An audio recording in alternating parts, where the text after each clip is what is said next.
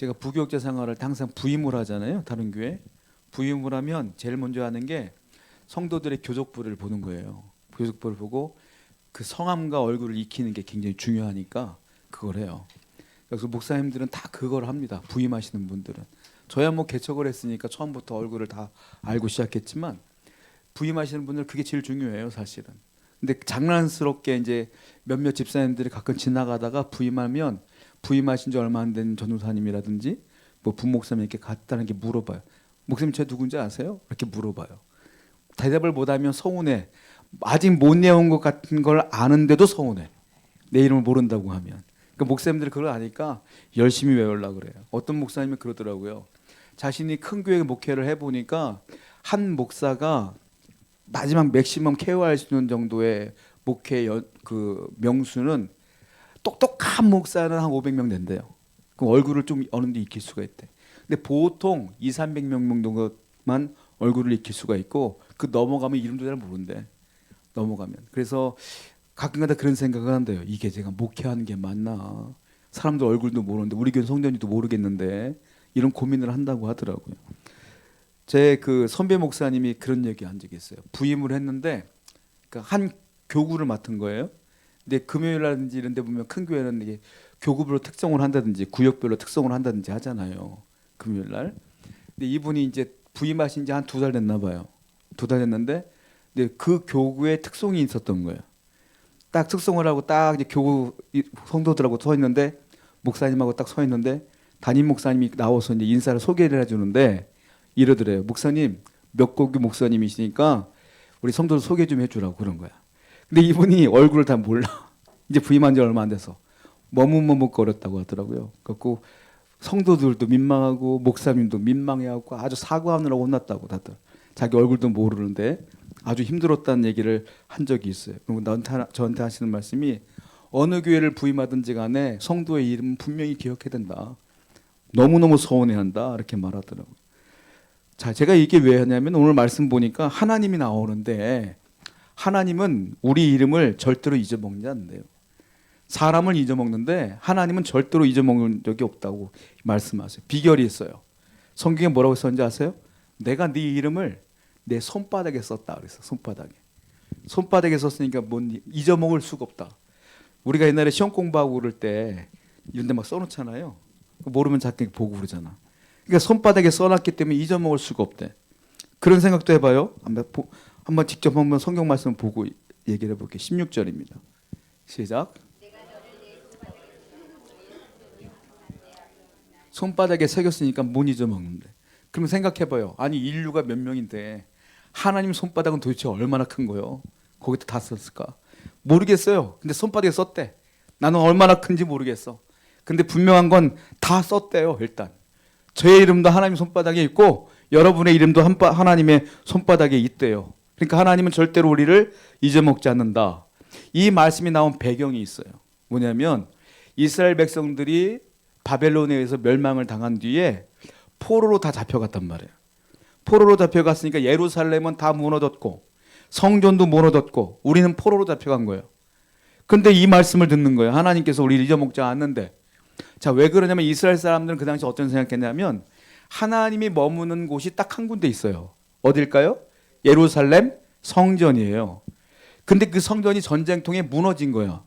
그 하나님이 거기 계실까요? 안 계실까요? 그들의 생각에 거기 없는 거야. 거기다가 내가 이스라엘 나라에 있는 것도 아니고 내가 잡혀갔어. 바벨론으로.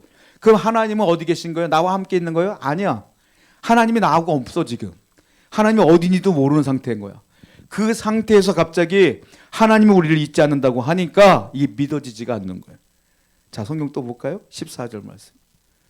시작.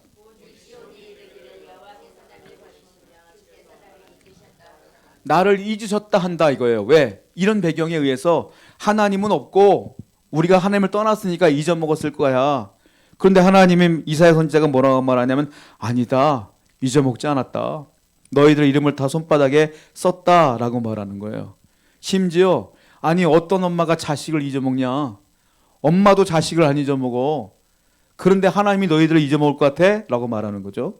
15절 볼까요? 15절 시작.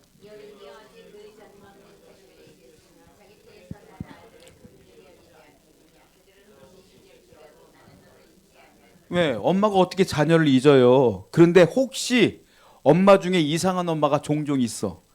그런 엄마들은 잊을 수도 있겠지. 근데 나는 너희들 절대 잊지 않아 이 말이에요. 제가 예전에 어릴 때 다녔던 교회에 약간 정신이 이상한 아주머님이 계셨어요. 그 아주머님은 온 교회를 다 다녀. 교회를 다 다녀. 그러니까 우리는 이제 불쌍하니까 어려우니까 뭐 식사도 대접해주고 교회에서 막 도움도 많이 주고 그랬거든요. 그러니까 교회에서 도움을 주니까 자주 오셔요. 그런데 이 아줌마가 아기를 하나 안고 있어요. 어떻게 아기를 낳는지 모르겠어요. 이렇게 아기를 안고 있어. 이 아줌마가 기에서도 잠을 자고요. 교회 화장실에 문 열면 깜짝 놀래. 남자 화장실에 누워 계실 때도 있어. 정신이 왔다 갔다 하니까. 그 제가 그 어린 나이에 신기하게 본 게 뭔지 아세요? 애는 안 잊어먹어. 애는 늘 들고 있어. 어딜 가든지 애는 늘 가고 있어. 그거 제가 성경을 읽다가 깜짝 놀랐어요. 야 진짜 맞다. 엄마는 애를 안 잊어먹는구나. 저분도 정신이 그렇게 없어도 애는 늘 갖고 댕겨. 야 이게 엄마구나. 새삼스럽게 느꼈어요. 근데 하나님 뭐라고 말해요? 엄마도 애를 안 잊어먹는데 근데 나는 너희들을 잊겠냐? 절대로 난 너희들을 잊을 수가 없다 라고 말씀하시는 장면이다. 근데 가끔 가다가 이상한 부모가 요즘 너무 많긴 해요. 사실은 1907년도에 평양 대운동이 있어서요. 평양 부흥운동이 장대현 교회라고 평양에 있는 교회에서 부흥이 시작돼서 그 부흥의 불길이 전 우리나라를 덮었어요. 그 당시에 전 세계 부흥운동이 일어났거든요. 그 부흥의 불씨가 대한민국에도 온 거예요. 평양 대부흥회가 어떻게 시작됐냐면 회개로 시작하는데 회개를 하기 시작하는데 회개가 막 사람들이 공식석상에서 일어나고 내가 이런 죄를 졌습니다라고 회개를 하는 거예요. 그랬더니 거기서 막 은혜가 터져 나오면서 나도 회개하겠습니다. 나도 회개하겠습니다. 하고 온 교회가 회개를 하는 거예요. 그것이 계속 흘러나서 대한민국이 다 회개 운동으로 변화되는 겁니다. 그때 그 제가 교회사를 공부할 때에 장대현 교회에서 있었던 그 사건들을 기록한 기록이 있어요. 거기에 이런 기록이 있습니다. 한 여자가 회개를 하는 거예요. 거기서 무슨 회개를 하냐면 자기는 애를 죽였다는 거예요.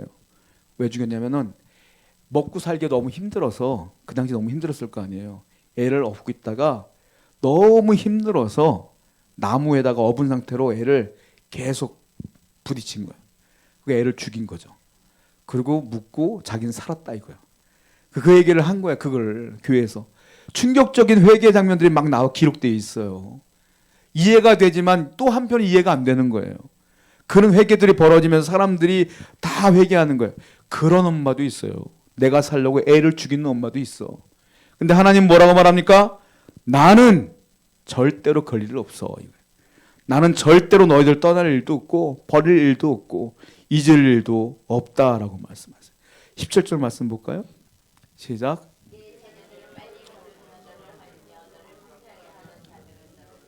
이사야가 뭐라고 말하냐면 하나님은 너희를 잊지 않아.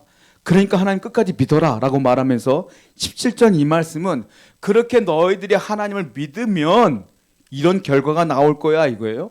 어떤 결과냐면 자 너희 자녀들은 빨리 걸을 것이다. 빨리 건다는 건 뭐냐면 탈출할 것이다 이 말이에요. 이 바벨론에서 탈출할 것이다. 너희를 황폐케 하던 자들은 너를 떠나가리라. 그들이 소나기에서 벗어나게 할 거야 하나님께서. 너희들은 자유를 얻게 될 것이고 이스라엘로 회복할 거야 라고 하나님께서 이사야를 통하여 얘기하시는 거예요. 그래서 하나님은 이 약속을 지키셨다라는 거예요. 많이 바쁘잖아요 세상에서. 바쁘면 공통적으로 하는 게 뭐냐면 잊는 걸 잘해. 바쁘면 잊어먹어요. 여러분들이 바쁘면 잊어먹어. 때로는 요일도 까먹어. 아이고 오늘이 주일이네. 큰일 났네. 이것도 까먹는 데 있어. 너무 바쁘다 보면 바쁘면 잊어. 하나님이 바쁠까요? 여러분들이 바쁠까요? 난 내가 볼 때 하나님이 제일 바쁠 것 같아. 이 사람 기도 들어야 되지 저 사람 기도 들어야 되지 누가 도와달라고 하지 얼마나 바쁘겠어. 그 바빠도 하나님은 안 잊어먹어. 사람은 바쁘다는 핑계로 하나님 잊어먹고 살지만 하나님은 절대로 여러분 잊지 않아요. 그러므로 항상 하나님 바라보셔야 돼요. 요셉 보시면 참 요셉이 감옥에 있을 때 그 술관원을 만나지 않습니까? 술관원이 꿈을 꾸죠. 요셉이 뭐라고 말해요? 당신은 풀려날 거예요. 떡관원 당신은 죽을 거예요. 술관원이 풀려났어. 풀려나는데 요셉이 뭐라고 말합니까? 쟤는 억울하잖아요. 아시죠? 알지.